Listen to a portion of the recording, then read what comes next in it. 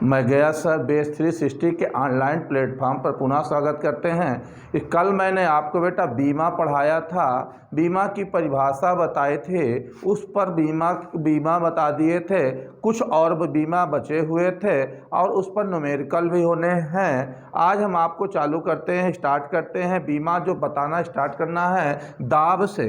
दाब बराबर बताया गया था, दाब बराबर बल बटे क्या होता है, बल बटे क्षेत्रफल होता है।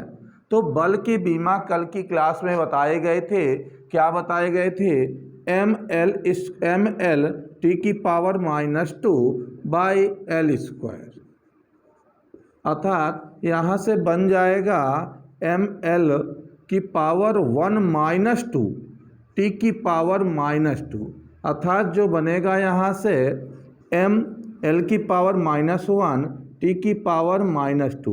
ये किसकी बीमा हो गई, दाब की हो गई। दाब के बाद हमारा आता है प्रतिबल की। प्रतिबल कहिए चाहे दाब, दोनों की बीमा क्या आएगा, सेम आएगा। यहाँ पर भी प्रतिबल बराबर सेम फार्मूला होता है, प्रतिबल बराबर बल बटे क्षेत्रफल। जब बल बटे क्षेत्रफल होता है सेम यही बीमा लिखा जाएगा, तो सेम उसी तरह हम डायरेक्ट लिख देते हैं ml की पावर -1 टी की पावर -2। इसके बाद हमारा आता है प्रतिबल के बाद हमारा आता है विकृति। विकृति बराबर लंबाई में वृद्धि बटे प्रारंभिक लंबाई। आपको बताया गया था लंबाई की बीमा क्या होती, एल होती है, अर्थात एल बटे एल। यहाँ पर लंबाई में वृद्धि की बीमा भी एल होगी और प्रारंभिक लंबाई की बीमा भी एल होगी। एल की पावर क्या हो जाएगा, 0, अर्थात इसकी कोई बीमा नहीं होता है, इसका बीमा नहीं होता है।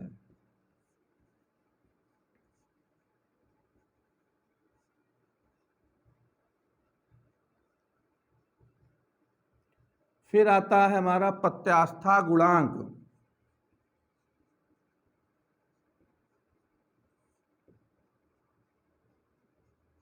प्रत्यास्था गुणांक बराबर प्रतिबल बटे विकृति।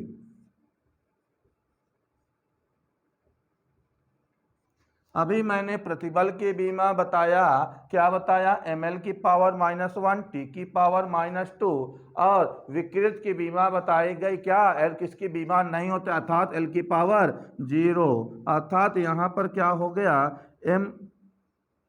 एल की पावर -1 टी की पावर -2 बाई एल की पावर 0, अर्थात क्या हो जाएगा, ml की पावर -1 टी की पावर -2 ही हो जाएगा।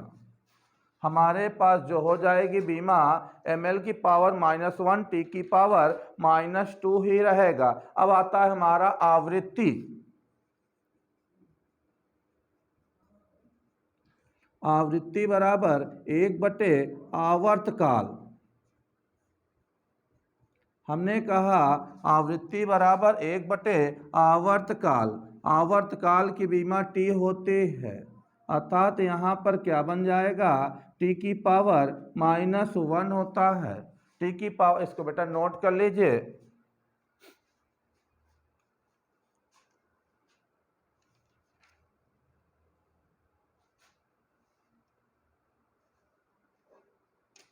चलिए नोट कर चुके होंगे, आगे देखिए, इसको मैं रफ कर रहा हूं।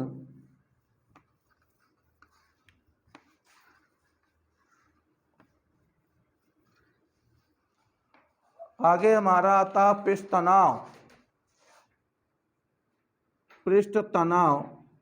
तनाव बराबर बल बटे लंबाई। हमने कहा पृष्ठ तनाव बराबर बल बटे लंबाई। बल की बीमा क्या होती है, ml टी की पावर -2, लंबाई की बीमा जो होती एल होती है, अर्थात एल से एल कैंसिल हो जाएगा, तो हमारे पास क्या आ जाएगा, mt की पावर -2 आ जाएगा। अब आता हमारा कोण बराबर क्या होता है, कोण बराबर चाप बटे त्रिज्या। मैंने बताया कोण बराबर चाप बटे त्रिज्या। अब कोण की भी, चाप की बीमा भी एल होती है, त्रिज्या की बीमा भी एल होती है, अर्थात इसकी जो कोण की बीमा होगी एल की पावर 0, अर्थात कोई बीमा नहीं होती है। फिर आता है कोणीय वेग। इसके बाद हमारा आता है कोणीय वेग।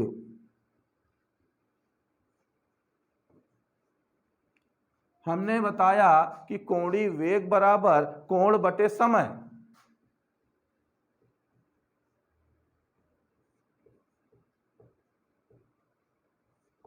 तो कोण की बीमा एल की पावर 0, समय की बीमा टी, अर्थात जो आएगा टी की पावर क्या जाएगा, -1 आ जाएगा। कोणीय बेटा, कोणीय वेग के बाद आता है कोणीय त्वरण। कोणीय त्वरण बराबर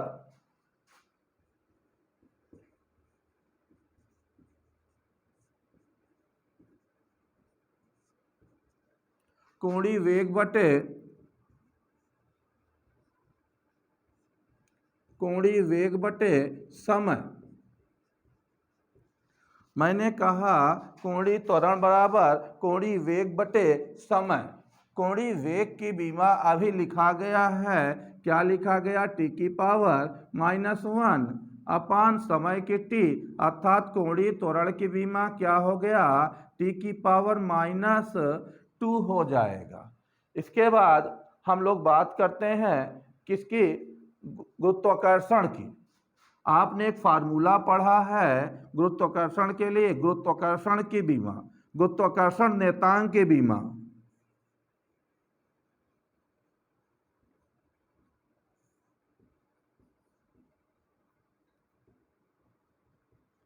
आपने बल में फार्मूला पढ़ा, गुरुत्वाकर्षण जी से डिनोट करते हैं। इसके लिए एक फार्मूला पढ़े होंगे, F = G m1 m2 by r square. यहाँ पर हमारे पास क्या है, G क्या है, G क्या, गुरुत्वाकर्षण नियतांक है। हमें G की बीमा ज्ञात करनी है। तो सबसे पहले हम लिखते क्या हैं, Fr² बटे m1 m2 किसके इक्वल, जी के इक्वल। तब यहाँ पर इसकी द्विमा लिखेंगे। बल क्या, बल एफ क्या है, बल है। बल की बीमा क्या होती है, बल की बीमा क्या होती है, देखिए कि बेटा हमने कहा बल की बीमा ml टी की पावर -2 और L² बटे द्रव्यमान की m और m। बेटा एक m से एक m कैंसिल हो जाएगा, तो क्या जाएगा, ऊपर इसको देखो बेटा, ये ऊपर ले चलते हैं तो m की पावर -1, एक m से एक m कैंसिल, m की पावर -1, l की पावर 3, t की पावर -2। ये गुरुत्वाकर्षण नियतांक की बीमा आ गई। बेटा इसको नोट कर लीजिए।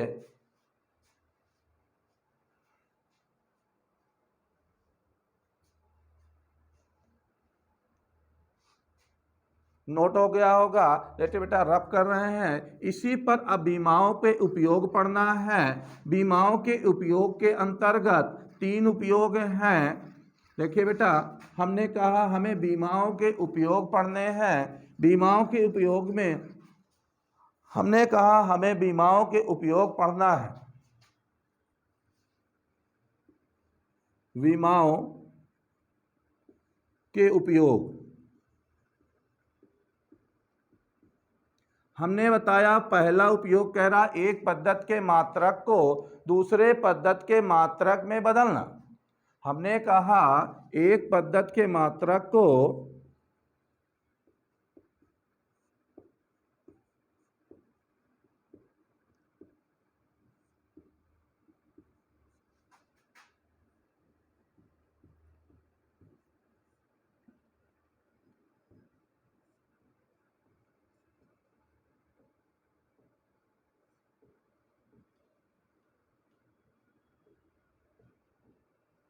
कहा गया एक पद्धति के पहला उपयोग कह रहा है एक पद्धति के मात्रक को दूसरे पद्धति के मात्रक में बदलना। इसमें सबसे पहले बताया गया करा एक पद्धति के मात्रक को दूसरे पद्धति में मात्रक को बदलने के लिए इन्होंने कहा है कि भौतिक राशि के आंकिक मान तथा संगत मात्रक का गुणनफल एक नियतांक होता है। डिफिनीशन देगा इसी पर करा भौतिक, इन्होंने बताया बेटा कि भौतिक राशि के आंकिक मान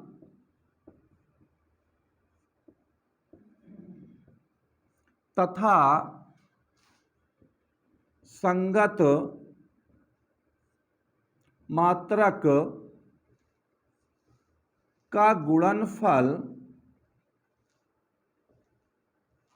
मैंने बताया भौतिक राशि के आंकिक मान तथा संगत मात्रक का गुणनफल एक नियतांक होता है, एक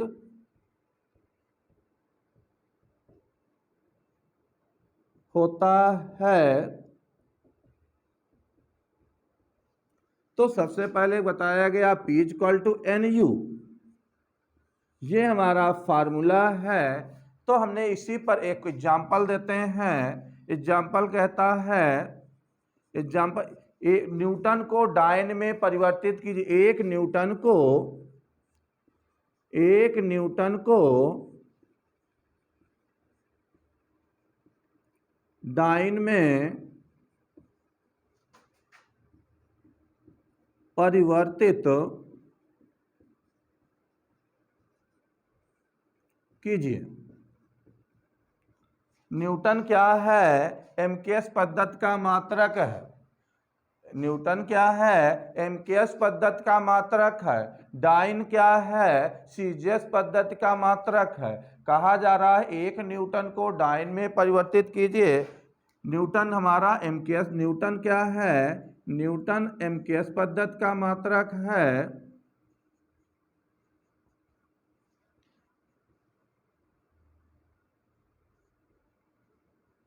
तथा डाइन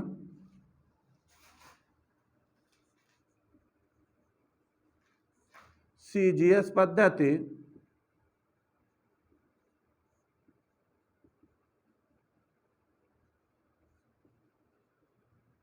तो बेटा इस पर फार्मूला बताया गया। हमारे पास एक न्यूटन N1 = हमारे पास एक दिया है, U बराबर हमको बता दिया गया न्यूटन, अर्थात इसकी बीमा क्या हो गई?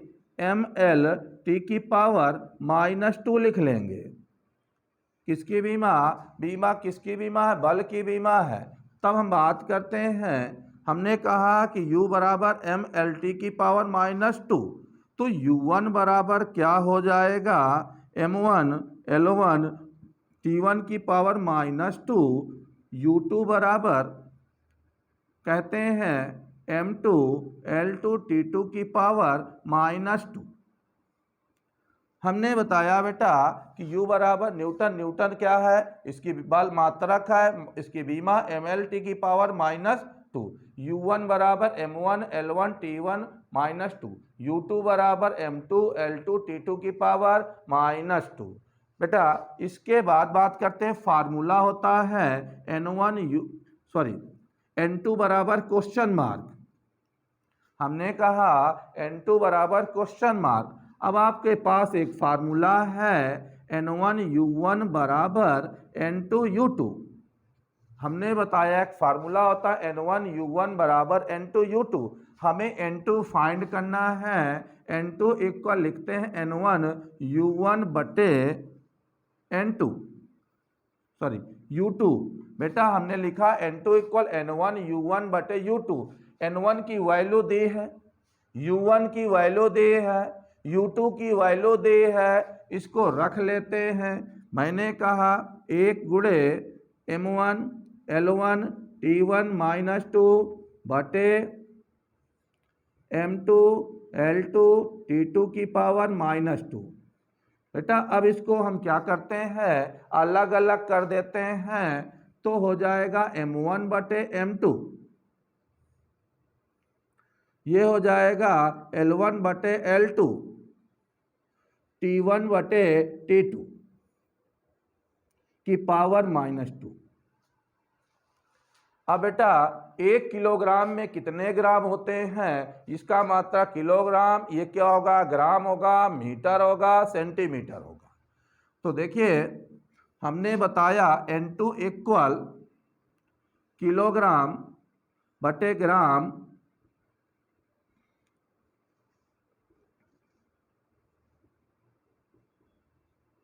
N2 मीटर बटे